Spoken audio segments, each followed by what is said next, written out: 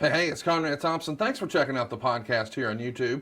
Be sure to hit the subscribe button and the notifications bell. You'll get a notice anytime we upload some new content. And when I'm not asking Bruce, hey, how big was Batista's? Well, you know. One of the things I like to do is help people save money. And if you're watching this video right now and you're in a 30-year loan, man, you're overpaying your single biggest bill and you may not even realize it. I want you to do a little experiment for me. Take your calculator out, multiply your monthly house payment by 360 payments. That's how many payments there are in a 30-year loan. That big scary number, that's your total of payments. You're looking at that number? You know you can do better. Keep more of your own money right now and go to savewithconrad.com. Or maybe you've got credit card debt. Man, it's not a matter of if I can save you money with that. Your average interest rate on a credit card is more than 20%. And by the way, all the interest you pay on those credit cards, it's not tax deductible. Whereas the mortgage interest, well, that is tax deductible. So if you owe this debt, it's up to you how to pay it back. Doesn't it make sense to get the cheapest rate possible and the greatest tax deduction possible? Find out how much money you can save right now for free at savewithconrad.com. You don't need perfect credit. Even scores in the 500s can be approved, and it's no cost out of pocket. But maybe best of all, we're licensed in more than 40 states. We can help more families than ever before. But how much can we save you? Find out right now for free with a quick quote from savewithconrad.com. Well, he won a gold medal with a broken freaking neck. He's a real athlete, so give him your respect. He's got intensity, integrity, intelligence too. Oh, it's true, it's damn true. So if he ever finds you and you're chanting you suck, then he'll douse you in dairy with his big milk truck. And with one angle slam, he'll lay you out on the floor. So listen up, it's time to go. It's the Kurt Angle Show. We are broadcasting from the Blue Chew Studios. Try Blue Chew free when you use our promo code ANGLE at checkout. Just pay $5 shipping. Hey, this is Kurt Angle, and welcome to the Kurt Angle Show. On the show today, we'll be discussing myself versus Jeff Hardy in a steel cage match. But first, let me introduce to you my co-host, Paul Bromwell. How you doing today, Paul? Kurt Steven Angle, I'm fucking fantastic, my friend, and I'm excited to be here. How are you doing, buddy? Glad to hear it. I'm doing fantastic as well. Dude, you can tell I'm wound up. I've been looking forward to working with you and doing this show. We've been texting and talking all week about this. But before we jump into Lockdown 2012 and Jeff Hardy and all that good stuff, I wanted to get your take, man, on seeing your old dancing partner, Samoa Joe, back on TV again. He's on AEW, and he just recently won the Ring of Honor TV championship. What are your thoughts on that, man? I think it's awesome. Samoa Joe, I knew he would come back eventually. He's not going to retire yet. This guy still has some life left in him. And I'm looking forward to see what he has to offer to this day. Dude, it is. It's great to see him on TV. He had a week or so ago a brutal match with Suzuki. They were just beating the shit out of each other. Very physical, huh? Something else, Kurt. So it's cool. It's great to see him back. And like I said, Ring of Honor television champion. He's got the gold around his waist, and I knew you had to be excited about that. Congratulations, Samoa Joe. There you go. All right. From the Olympic gold hero medalist himself, our hero. So listen, as I said, we're here to talk about TNA and another TNA rival. And it's the one, Mr. Jeff Hardy. He's getting it done too in the ring still to this day. You always had to enjoy working with Jeff, didn't you? Yeah, Jeff was special. He was very innovative. He was a high flyer, a daredevil, especially at his size. I mean, he was 6'1", 220 pounds. He didn't look it, but he was every bit that size. And it was incredible what he was able to do in the ring. And the fans absolutely loved him. And I always look forward to working with him. Yeah, and it's just unbelievable what he's done and accomplished throughout his career. The high-risk performer that he is, just especially incredible. As long as he's been going. The longevity, you're absolutely right. It's unbelievable.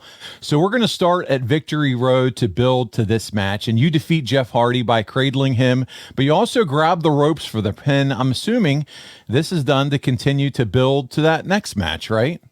Yeah, it was to continue the storyline to build up to the pay-per-view. I was going to get quick, cheap heat by cheating to win, keeping myself in the heel category and Jeff in the babyface category.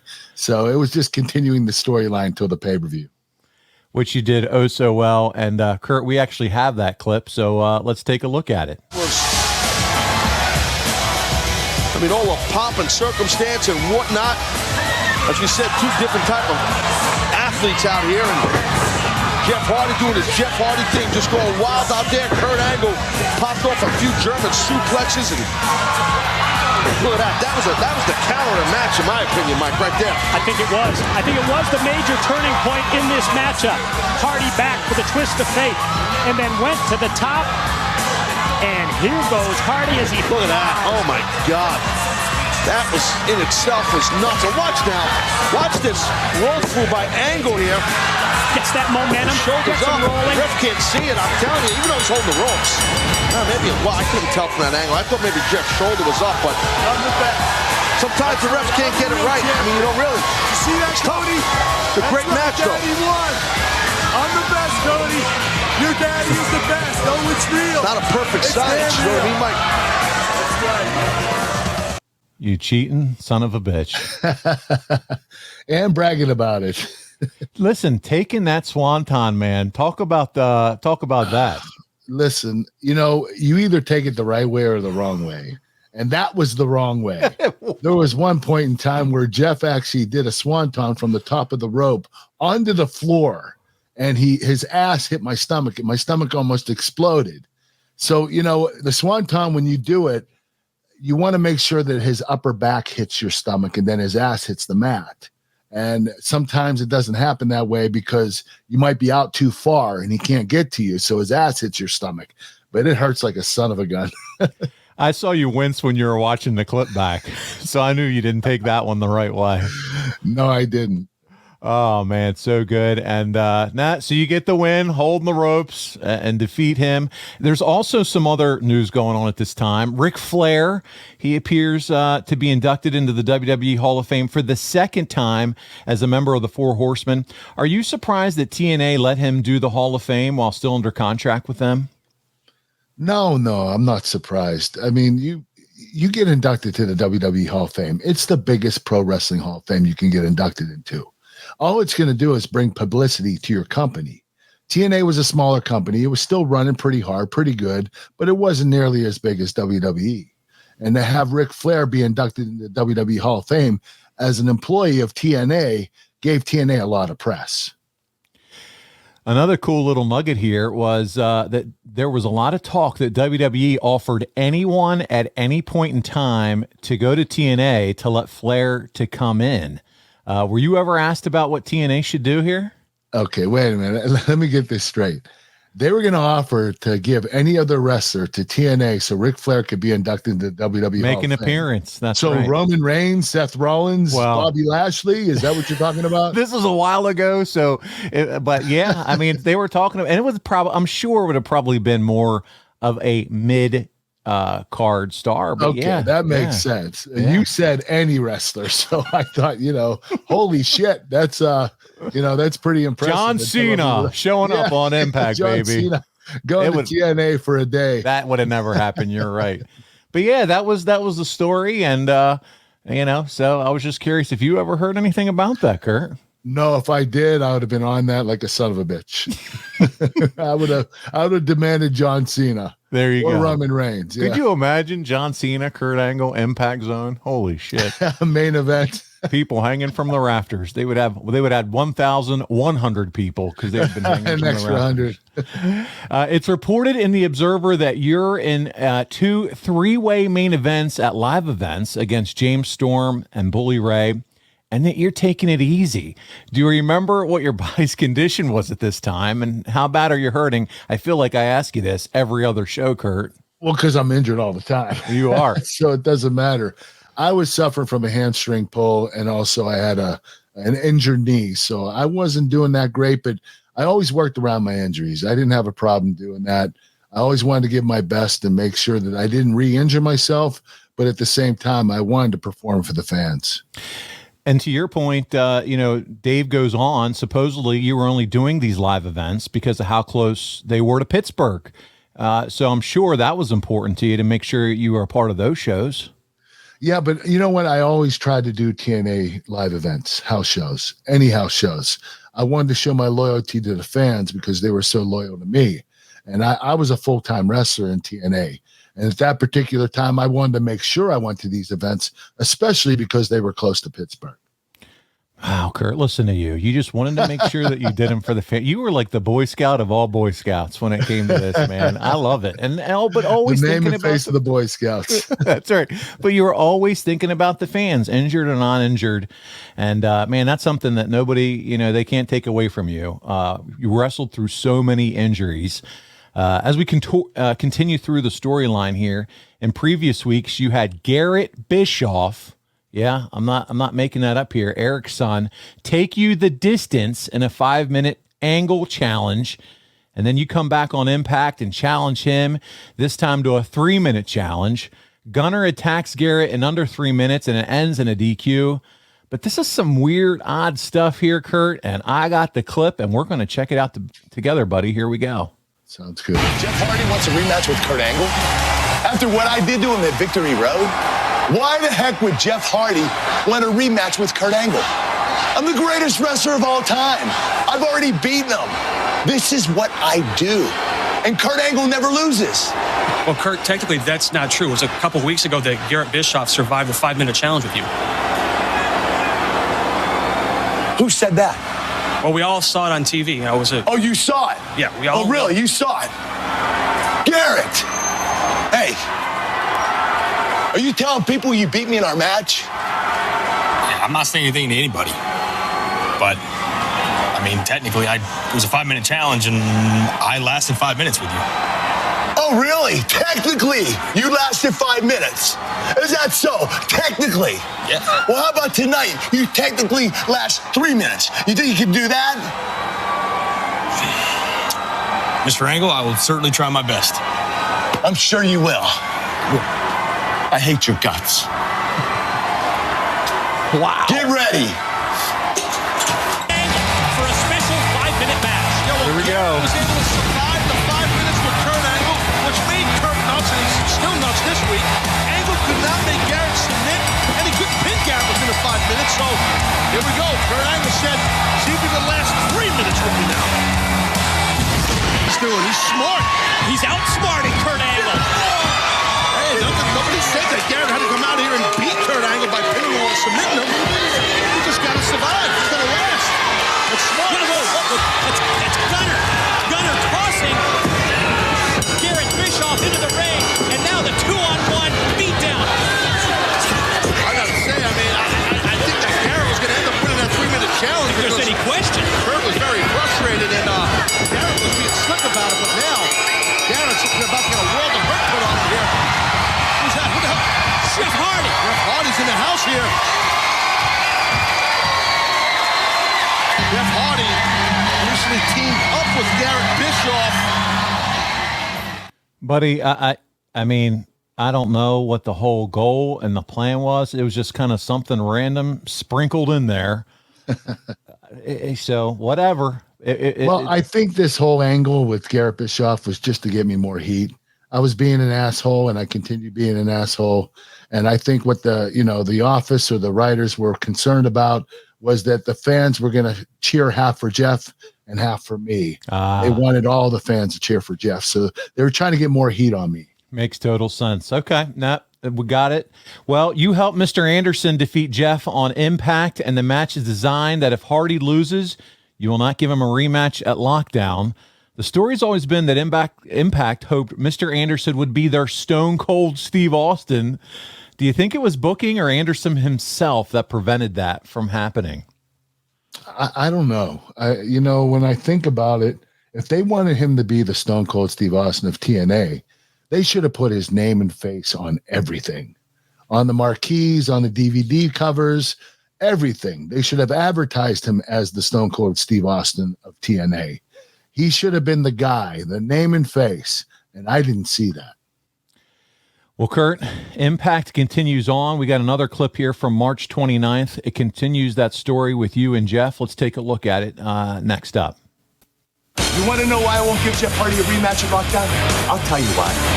Because I hate crybabies. And Jeff Hardy's the biggest crybaby I know. He's a bigger crybaby than my 5-year-old son, Cody. I beat Jeff Hardy straight up at Victory Road, and he wants a rematch at Lockdown? Come on! But I'll tell you what, Jeff Hardy, I have an idea. Let's say you beat Ken Anderson in the middle of the ring tonight. I'll give you a rematch at Lockdown. I'll give you something else to cry about Lockdown. But if you lose, then the Kurt Angle bus is leaving the bus station for good, baby. See Hardy there on the outside. Hardy going to try and regroup. Wait a minute! God. What a low blow right there by Angle. What a cheap shot by Angle from behind. First the low blow from behind, and then he runs Hardy's head into the post, unbeknownst to Anderson, unbeknownst to referee Earl Hebner. Anderson hits the mic check. Shoots the half Nelson. Here it is. There's your two. Anderson wins it. Well, you can't blame Anderson. He just grabbed the victory. Like you said, unbeknownst. I don't think he realized, nor did the referee, that Kurt Angle got involved. Kurt Angle's the big winner in this match, in addition to Mr. Anderson, because Kurt Angle, he now doesn't have to face Jeff Hardy at Lockdown. There you go. Good old Shady Kurt up to his antics again. Well, Creating more heat.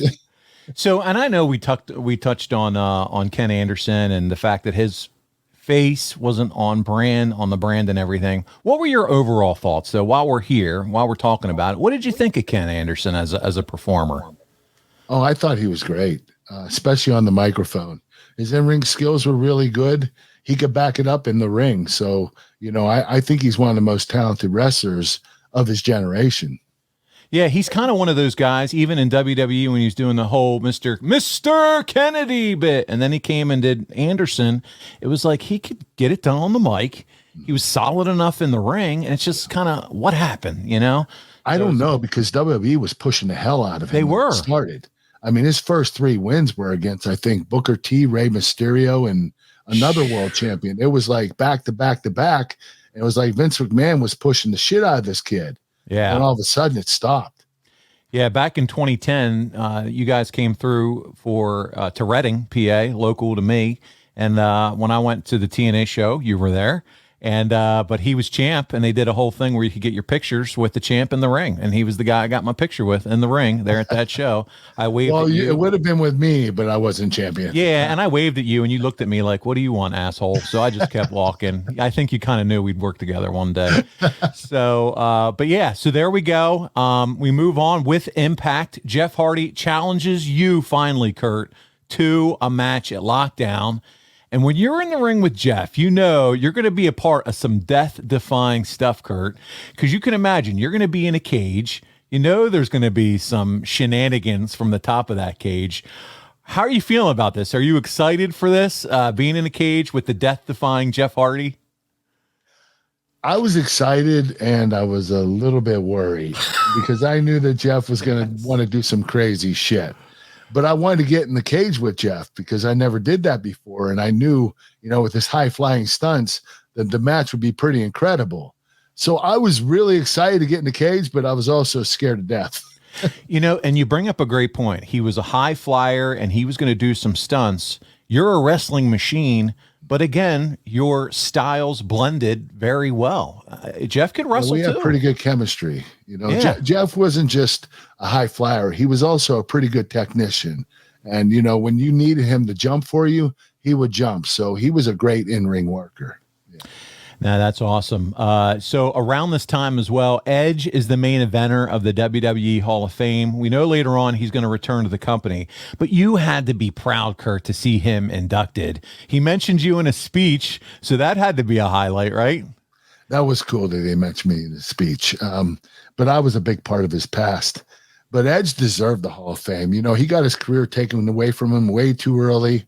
And I think that WWE thought that he was done with his career. And they inducted him into the Hall of Fame, and eventually he came out and, was able to bounce back. And, something happened with his neck. I don't know if it was the surgery or what was going on, but, when he retired, there was a reason he retired, because he wasn't able to wrestle. He wasn't able to pass a physical. But a few years later, he passed the physical, which is pretty amazing. It's incredible to see all these guys now passing physicals, able to get back in the ring. Especially today, with all the lawsuits and everything, you would think the company would be a little more conservative about bringing them back. But at the same time, as long as they pass the physical, they're willing to put them out there. As long as they're cleared, right? They got the doctor sign off. So speaking of former Kurt Angle opponents that are making big returns or making the headlines, Brock Lesnar returns to the WWE around this time, the night after WrestleMania, after all his issues with the company, lawsuits, etc. That had to be really cool. I mean, maybe one day we'll get to see Kurt and Brock at this point, right? This is awesome. Well, yeah, it showed promise that, they can possibly bring me back eventually. But, Brock was a different story. When he left WWE, he wanted to try out. He actually wanted a part-time deal. They didn't want to give it to him. So he tried out for the NFL, and he did extremely well. He should have made the team. They wanted him to go to NFL Europe for a year and then come back and be on the team. He didn't want to do that because he didn't like traveling. So he went to UFC, MMA, and he became UFC champion. And out of that, he came back to WWE, but he left. He wasn't as big of a star as when he came back. He came back to WWE as a bigger star than he was before he left. And that, there's a reason that WWE wanted him. And they gave him the part-time deal. So he got everything he wanted. And, with me, I left WWE, went to TNA, which was a smaller company, and didn't make me a bigger star, but it kept me out there. But eventually I would come back. But Brock and I were a different story. Hey, you say it didn't make me a bigger star. It kept you out there, and it kept you paid, my friend. Yes, it did. It kept me paid, kept me out there. At the end of the day, that's what really matters. And so I got to ask, did you have much of a relationship with Brock around this time? We would talk every once in a while. We weren't that close. In the wrestling business, when you leave companies, you most likely are not going to contact them much at all, if ever. So, you go home to your family, you meet new people, you go to a new company, have new friends. And unfortunately, it's a sad state of affairs, but in this business, you just don't keep in touch, to be honest with you. And I think it's one of those things too. When you do see each other again, it's like, hey, old buddies connecting after a long time, and you just but it seems like yesterday you saw them. Yeah. So it's not like oh God, I haven't seen you in 10 years. It's like, give me a hug. Yeah. I missed you, man. You never lose that bond. Just like when you got to see Stone Cold at WrestleMania, that picture's all over social media where you guys got to shake hands and hugs. Yeah, we actually hugged. They only showed the handshake, but we hugged it. We haven't seen each other since I did his podcast a few years ago. So it was really cool to see Austin. Yeah, I you did do his podcast, right, Kurt? Yes, I did. I think it would be nice for Turnabout's Fair Play one day. To do mine. Yeah. I will ask him. We'll see what he says. There you go. Hey, you did his. It's time to return that favor one day. I did it twice. You're right. Well, there you go. Well, listen, with everything, though, you mentioned Brock. You mentioned they came to him with the part-time contract, but still, there was a lot that went on there with him walking out on Vince. There had to be some hard feelings. Was there any part of you that was still surprised that, hey, because Vince was just able to see past all of that and bring him back? Were you surprised at all? No, Vince has always been like that. He forgives, but he never forgets. And, when I left the company and I came back, I didn't have the same treatment as I did the first time, and he was letting me know, hey, I forgive you, but I didn't forget what you did. You left me high and dry, and I'm going to make you pay. So it's just one of those things you have to deal with. Right. You just got to put your tail between your legs a little bit and do what he says. Brock didn't have to pay the price. No, man. He's still being pushed to the moon. But to your point, it's because he came back bigger than ever. Yes, he came back as a massive star. So, well, also during this time, let's get to you. It's reported that you're actively training for the Olympic trials, but you had to pull out. As you talked about, you had that injured hamstring. And I think we've talked about it in past shows, but you were pretty serious right around here about pursuing the Olympics. Yes, I was training 5 days a week, and I was still wrestling full time for TNA. But at 40 years old, you can't wrestle pro wrestling every single week, 4 or 5 days a week, and train for the Olympics 5 days a week. It's just impossible. Your body's going to break down, especially at that age. And, I injured my knee and I injured my hamstring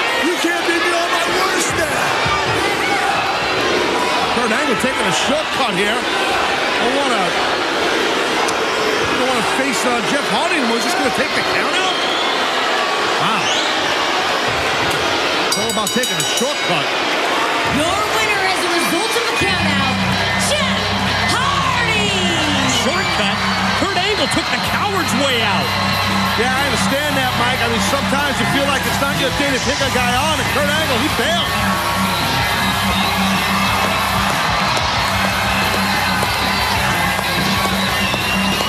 Very good, Kurt. Very good.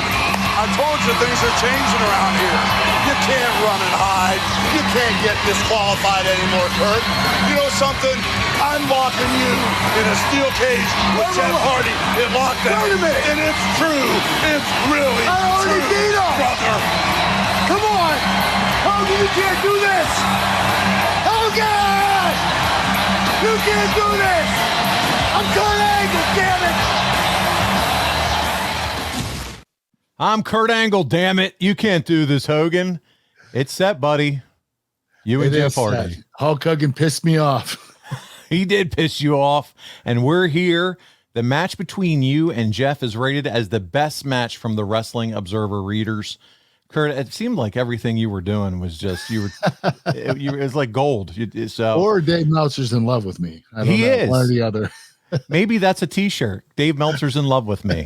I love it. Idea. Everybody else's shows, they're like, fuck Dave Meltzer, and they have all these shirts. I love Dave Meltzer. Yeah, I love Dave. That should be your shirt. I love Dave Meltzer. Here it is. It's the 6th match on the card. Jeff Hardy beats Kurt Angle after a swanton off the top of the cage in 14 minutes, 50 seconds. And Kurt, don't worry. You know me. I got the clip. I'm going to show it after I read this write-up because we got to see this swanton. There were dueling chants with the men cheering for Angle and the women cheering for Hardy. Okay, so the women aren't India, apparently, Kurt. That's what I just learned. Men obviously like heels. Yeah, there you go. And this is before the whole exposure. Was it before? No, the exposure of your buttocks had already happened in WWE. So I don't understand. But not a lot of women go to TNA shows, so Angle was the favorite.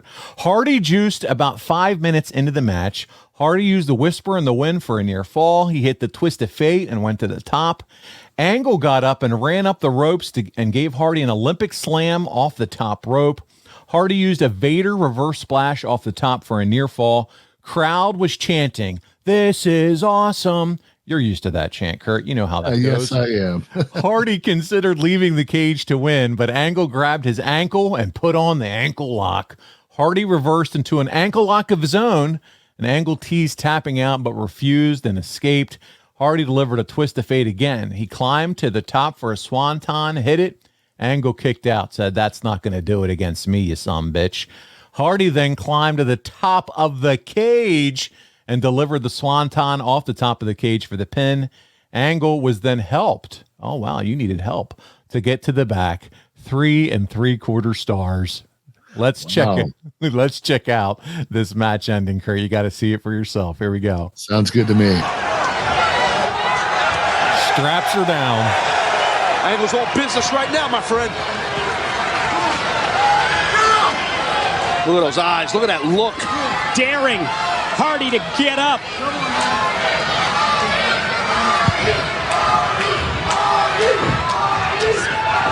As Hardy's up, Angle goes for another slam. Put off. Oh, again, trying to beat Angle in his own game. Beautiful.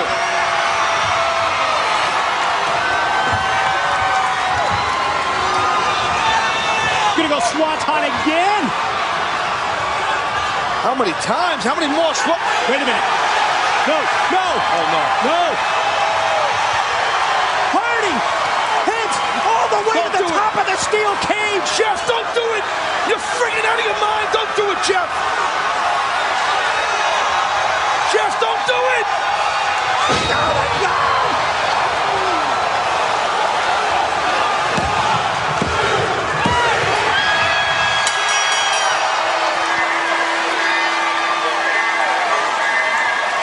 The crowd goes crazy. The charismatic enigma, Jeff Hardy!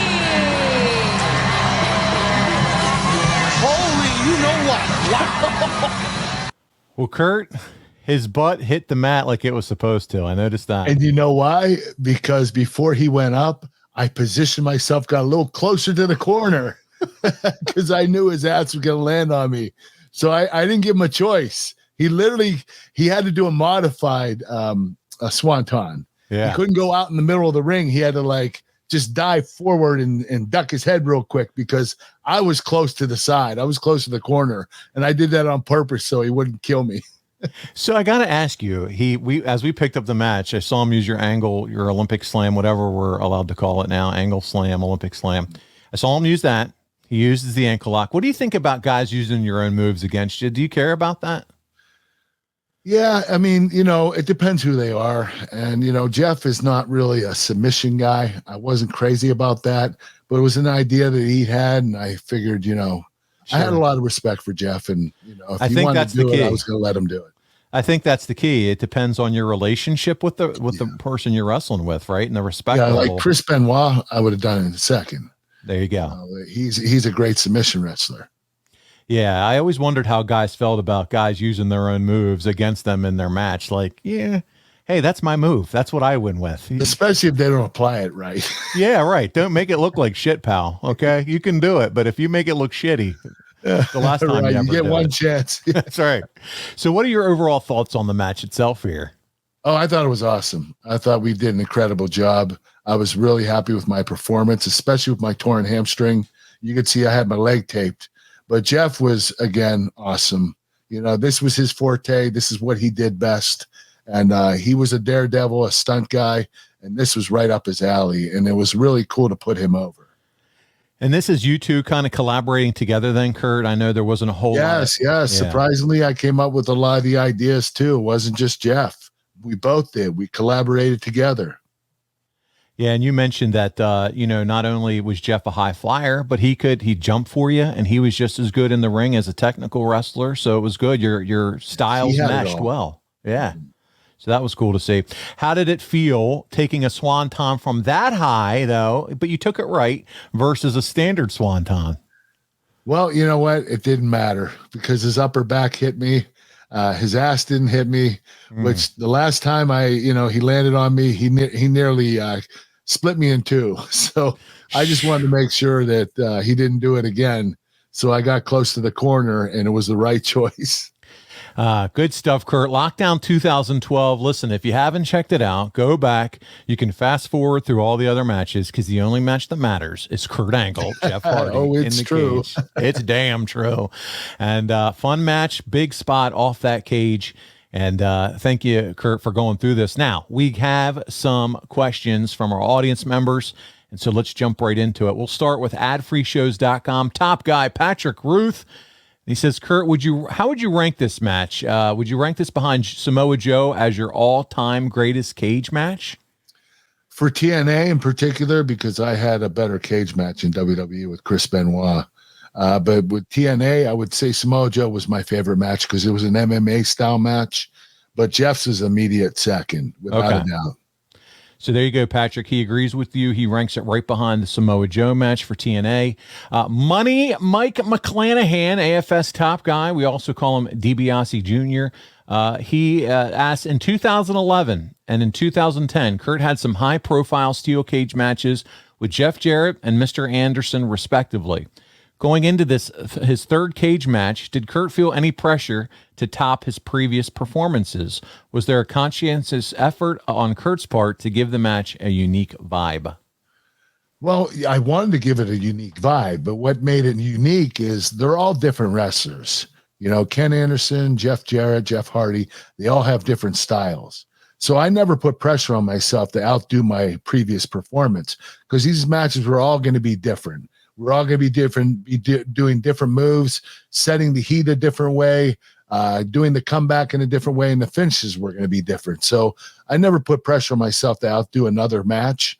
But I did put pressure on myself to have the best match I possibly could that particular day. I think that's a great point. You can never really spend time looking about what you did in the past. It's like, okay, what am I going to do today that's going to really pop the crowd and entertain the audience and put on a really good performance? Definitely. That's kind of how you have to look at it. It makes sense. Adfreeshows.com top guy Brad Stanton says, Did you ever go up to Jeff Hardy and call him crazy for all of his high risk taking?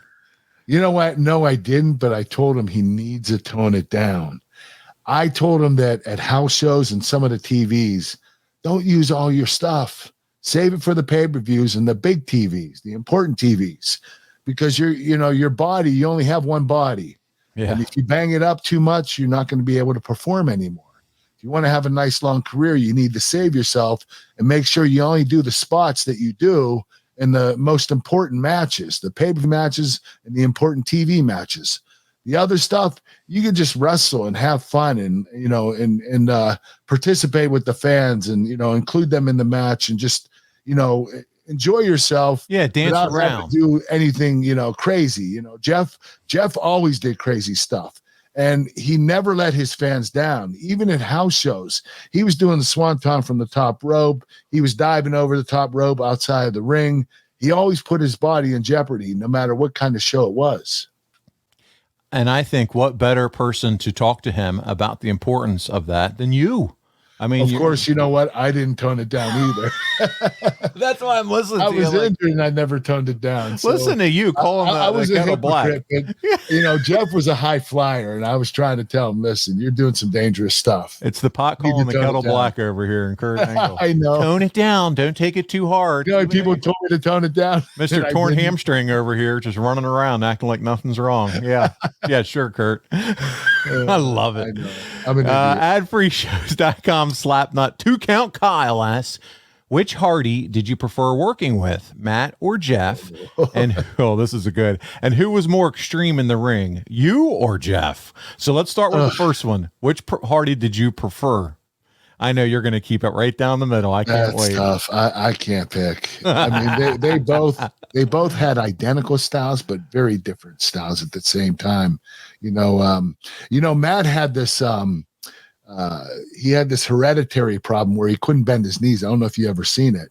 When he gets up, he uses his hands and his legs are straight, and he has to push himself up on his feet. And so his wrestling style is different because of that. Yeah. And but he's still a high flyer. He does crazy stuff. Jeff, was just crazy as hell. And smooth. He probably put his body on the line more than anybody I've ever met. But who was more extreme, me or Jeff? Obviously Jeff was. But as far as which one was my favorite, I have to say they're a tie. I can't pick one or the other. I'm sorry. Come on, Kurt. I'm sorry. I know I'm being political right now. Oh, so politically correct. He told me off air it was Jeff, but he didn't. I can't do that to you. But I know you liked working with both of them, and so there you go. All right, let's see. Adfreeshows.com. Top guy, Bryant Haresma says, sorry, buddy, I butchered your name. Having a match with Jeff Hardy in a cage match means Jeff would want to jump off the top of the cage. Did Kurt feel any pressure to try and outdo him with a moonsault? Of course, you're going to be wrestling Jeff Hardy and he's going to do some crazy stuff and you want to kind of match it. But what I did is I decided, since Jeff was going over, I wanted to let him shine. I didn't do a lot of crazy stuff. I wanted to save it for Jeff Hardy, and I think I made the right choice. Yeah, no, I agree. At freeshows.com, top guy Zol Lopez, our buddy Zol's back, and he says, it's been discussed ad nauseum about the 6-sided ring. But what about a 6-sided ring with a cage? Does it differ at all from prepping for a 4-sided cage? Actually, no. There's no difference.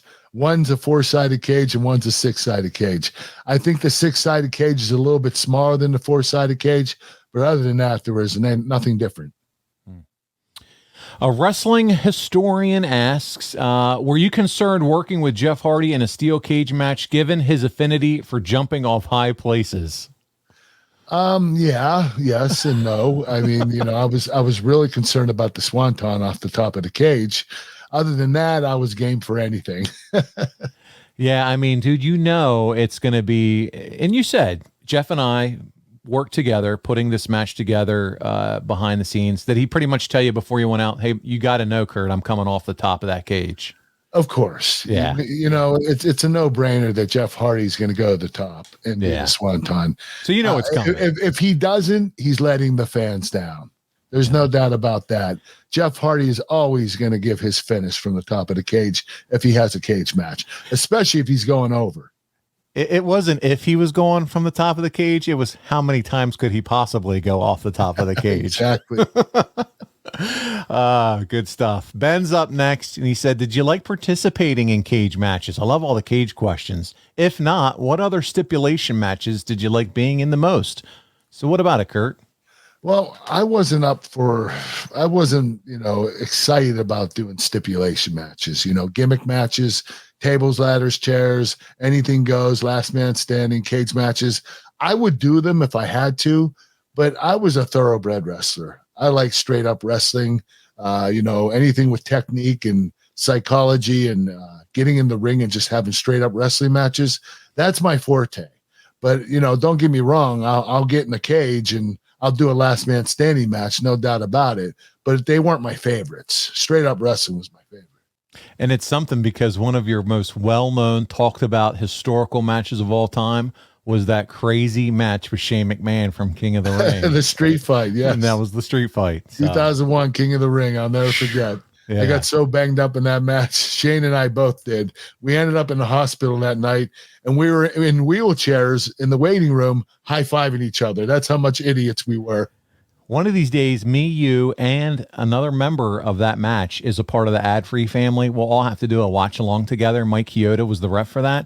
Me, you, and Mike, along with our friends on ad-free shows, will have to do a watch-along of that match together. That's a great idea, Paul. That would be a ton of fun. That would be awesome. Yeah. All right, Richie is up next, and he says, how would you compare Jeff Hardy to the other high flyers that you've been in the ring with? Well, for one, I think I said it before, his size. I mean, he was 6'1". I mean, he was 220 pounds. He was every bit that size. And for him to do what he did in the ring was nothing short of incredible. I mean, Jeff Hardy being a high flyer at that size is truly amazing. It really is. Yeah, no, you're absolutely right. When you think of that style, it's like more the Rey Mysterio guys and some of the smaller guys. Yes. Yeah, and then for him 6'1" to be able to do what he does is incredible. Well, Kurt, listen, that wraps up our conversation around Lockdown 2012. This was a good time. Next up is AJ Styles and your entire relationship and career with him. It's a tribute to AJ Styles. That's all it is. This next podcast.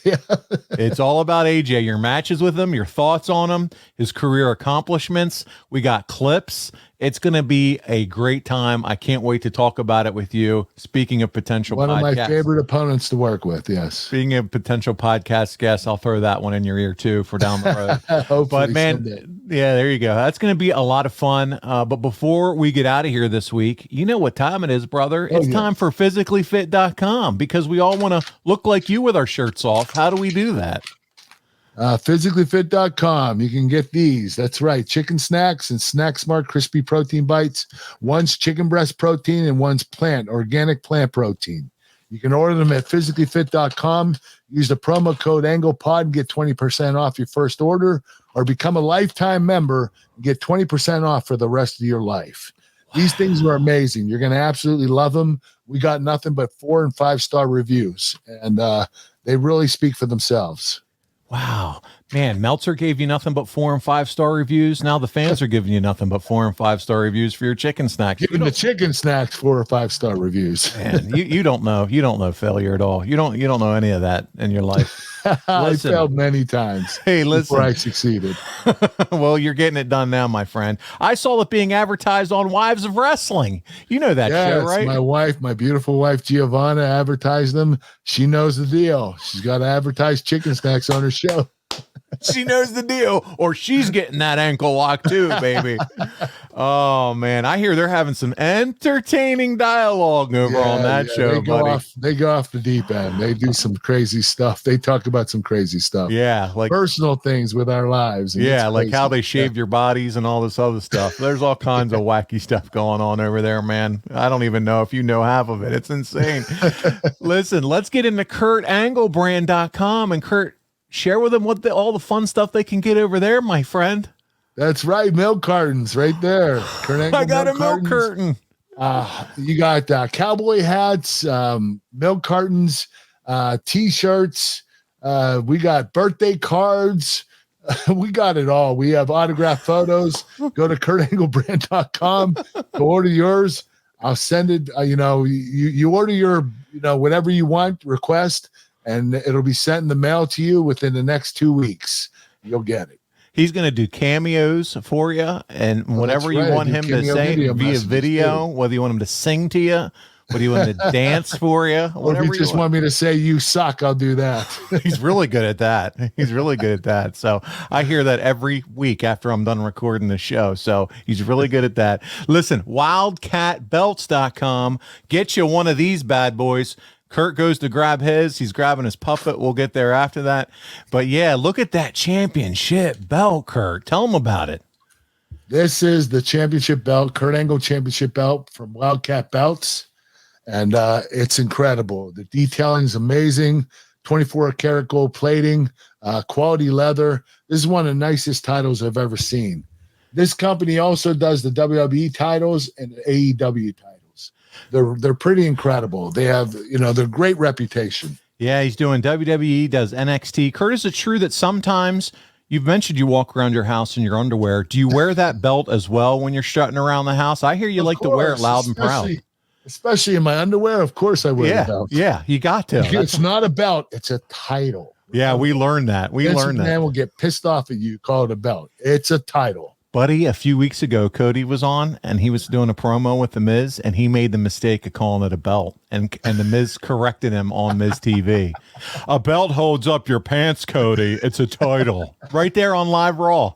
He corrected him. That's awesome. Yep. Oh, Cody kind of was like, oh, shit. He kind of had that oh, shit look on his face. Well, he did leave WWE for a while. So you got to cut him some slack. And then he said wrestlers instead of superstars, too. So it was like two things. That's a big no-no with Vince. Oh, man, so good. Well, listen, our final plug for this week is Saturday, August 27th. It's wrestling night at the park for the Wisconsin Timber Rattlers with Kurt motherfucking Angle, baby. Podcast at the plate. That's right. Kurt and I will be there. Appleton, Wisconsin. We're going to have a great time. We're going to do a live podcast, do a Q&A style. Kurt's going to do a meet and greet, sign autographs, kiss babies, shake hands, whatever you want, sing and dance. Kurt's going to be able to because he has new knees, which we learned a few weeks ago. He's going to run the bases, throw out the first pitch. He might hit a grand slam. It's Kurt Angle's night at the park. So I will try to run the bases. Make sure you're there. And we're going to have a blast. This is the year of the Kurt Angle Show. I'm telling you that right now. That's right. Make sure you're on board because we are having an absolute blast covering his career, having special guests on. We have a big one coming in June that we're really excited about and more to come. You heard me pushing them for the stars. We're going to get some stars and we're going to have a lot of fun right here on the Kurt Angle Show. Kurt, thank you so much for the show this week, my friend. I had a lot of fun. Thank you, Paul. I appreciate it.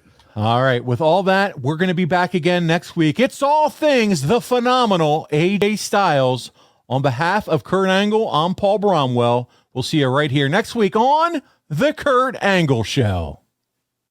Hey, it's Conrad Thompson. Thanks for checking out the podcast here on YouTube.